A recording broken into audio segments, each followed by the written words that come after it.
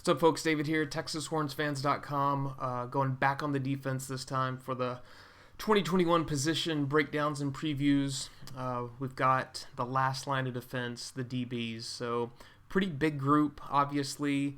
Probably the deepest group on the team, and certainly the group that is bringing back a lot of experience after kind of using the young youth excuse over the past 2 years. So hope you enjoy the video. Don't forget to give it a like, share it out, subscribe, hit the notification bell if you're just listening on the podcast. Don't forget to subscribe there as well, and always drop your comments. This is a group that I think is going to have a lot of conflicting projections just in terms of starters. So definitely want to hear what you guys think about it. Let's get into it.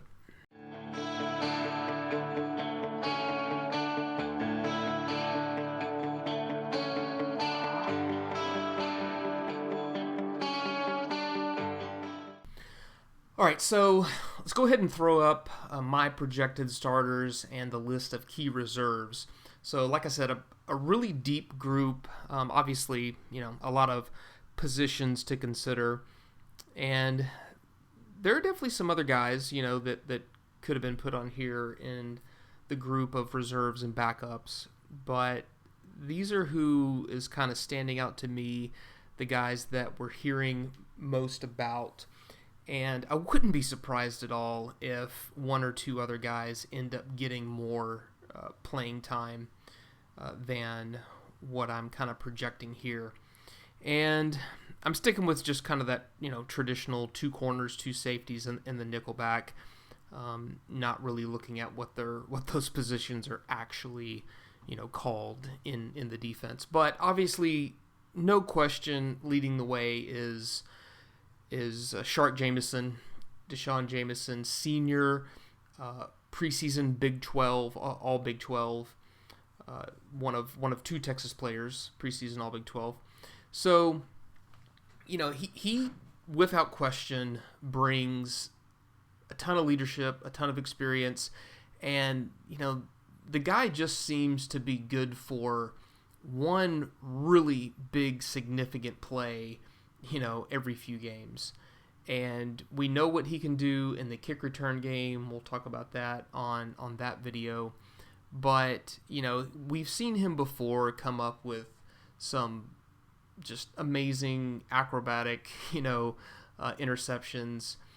He had a pick six in the spring game on Thompson as they were getting down there close to the goal line. He stepped right in front of Jordan Whittington, picked it off, and just raced down the sideline. So overall, without question, the overall best defensive back on the team, coming back with a ton of experience. And, no doubt that this room, I think, looks at him that way.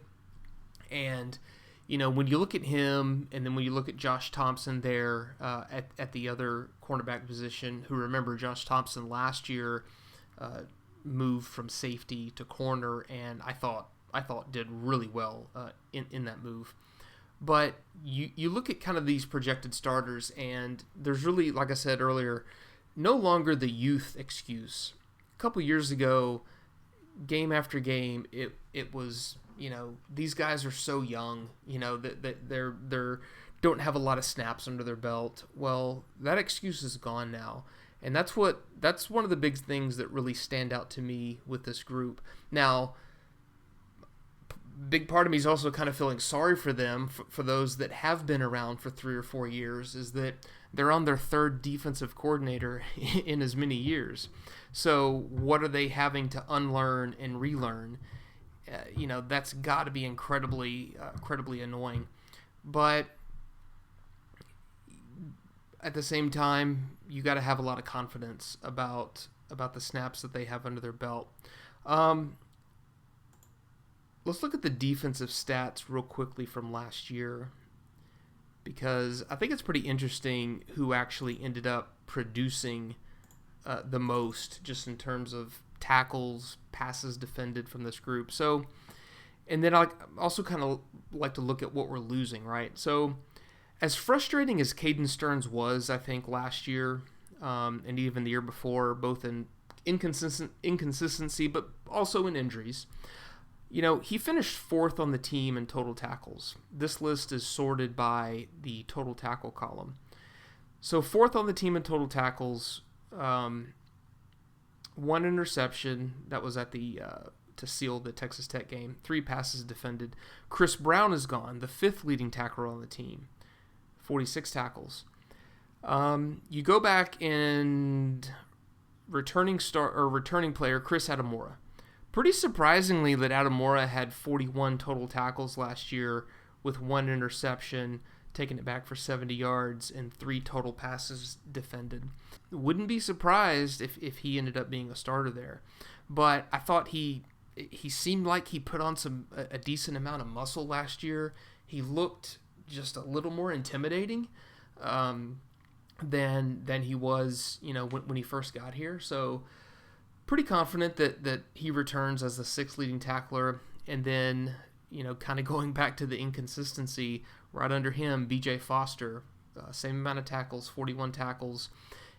Yes, B.J. has definitely dealt with some nagging injuries, and he's that type of, punisher, hard hitter, coming in from the safety. He's not afraid to deliver the blow at the line of scrimmage.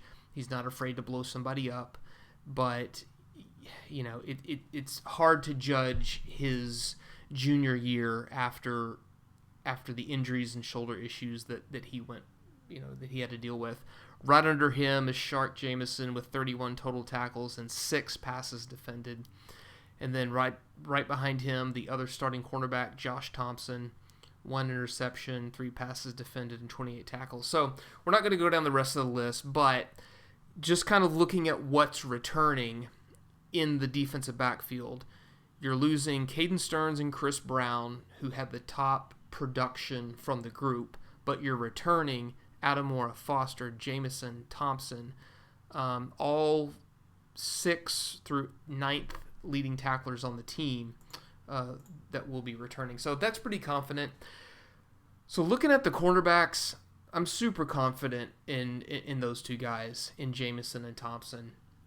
I just hope that, that the defense that's being implemented, that they're not behind or they don't look lost. Everything coming out of just fall practices right now, the defense is definitely ahead of the offense, which that's pretty typical. So I've got Anthony Cook in the nickel position right now, and I definitely could see, that ending up being somebody else, or the nickel and maybe the free kind of safety position being rotated around a little bit. Cook's been around for a while. He's one of those guys who I think disappears, for a few games, but, fully expecting most plays to be trotting out 5 defensive backs. So I'm confident there in Cook's experience. His one-on-one defender skills, I don't think are quite there. But I do definitely think he runs well, more so than you would expect from a typical safety. That's why I think he fits better in that nickelback position, which in my mind that's really a 3rd cornerback that that's going to line up wherever the offense dictates. And then B.J. Foster, another senior, former 5-star recruit coming back. My number one thing with him is, can he stay healthy? I do love him having him on there as a leader. He's had some ups and downs. He's had his gripes and complaints with playing time and threatening to leave and all that stuff. So, hopefully that's behind him. And then Chris Atamora, I did switch him out with at the other safety position right now. So, kind of like B.J. Foster, I think he's proven to be a little bit kind of a bigger, more physical safety. So that's what stands out to me with the safety, with the 2 safeties, is just their physicality and their ability to just battle for the ball. So not necessarily, the speed back there, but just their ability to just to kind of mix it up. Now, the nickelback and one of the safety positions to me are the two that are least solidified. I wouldn't be surprised at all to see Brennan Schooler ending up being in one of those safety spots, and it seems like he's been working mostly at the strong safety. So could we see a situation to where it ends up being Schooler at strong safety, and then maybe B.J. Foster moves to the free safety that roams around a little bit more? Possibly. But I would not be surprised if Brennan Schooler ends up being one of the more full-time guys at one of the safety spots. He moved over from receiver last year, but even early reports from the spring were just raving about his ability to just jump in there and click like he's been working there, for years.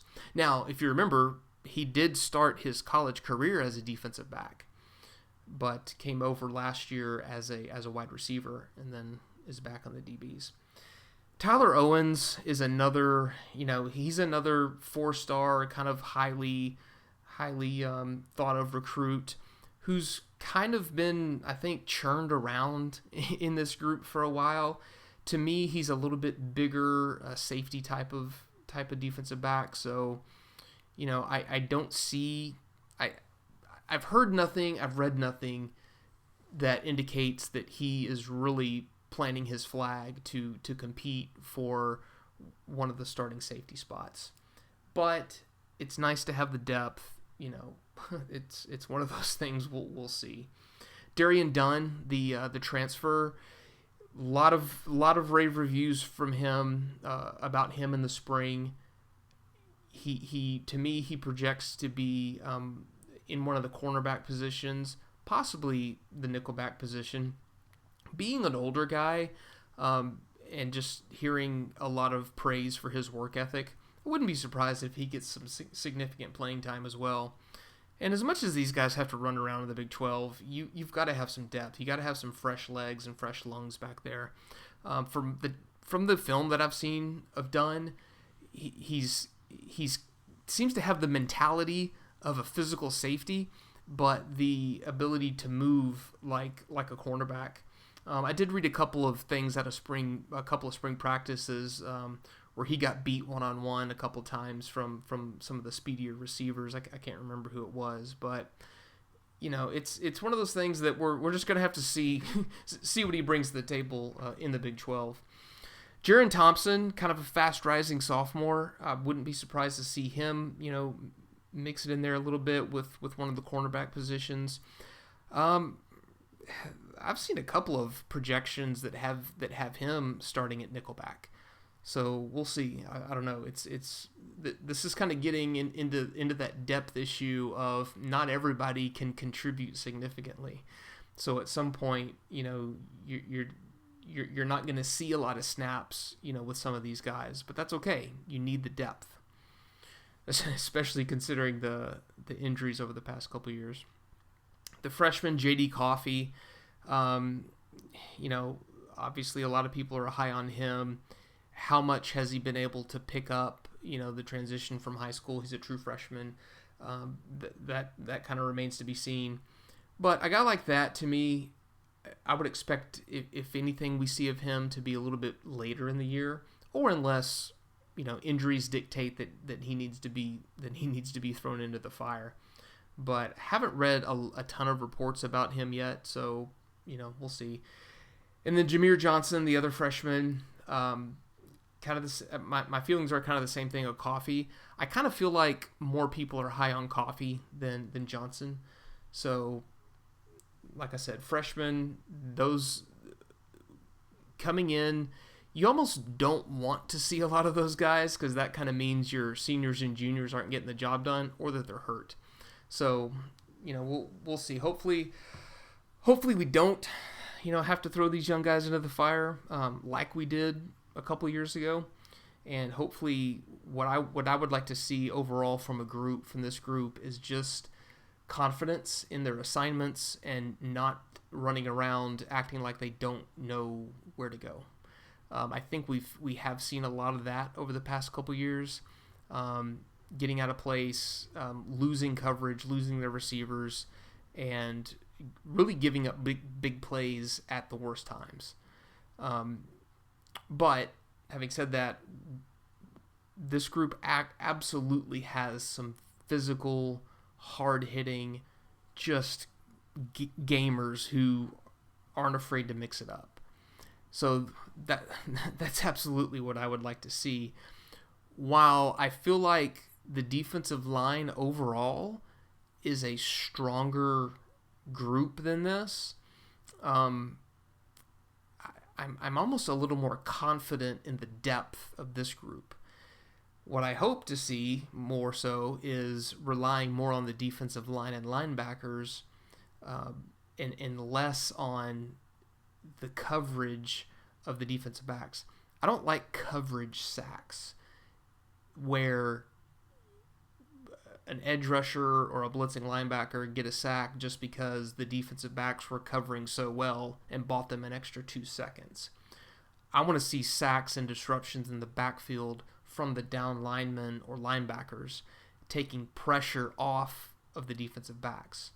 So that's what I hope we see more of, and really allowing these guys to not be running around chasing receivers. So anyway, those are my projected starters. I'll throw them back up here one more time. Let me know what you think. Does Anthony Cook deserve to be in there?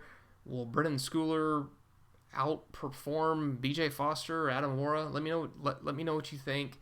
Any of the key reserves that you think should have been listed here, or that we should have talked about. Obviously, there's other guys, yeah, but there's only so much space and time to go down the depth chart. Some of these guys are starting off 3 deep, third string. So anyway, drop your comments below. Don't forget to subscribe, like, share it out. We're going to do the wide receivers next. If you haven't checked out any of the other videos, definitely just go to the channel and you'll see them right there in a row. But always appreciate it. Let me know what you guys think. If you're listening on the podcast, don't forget to subscribe. And always check us out at TexasHornsFans.com. Welcome.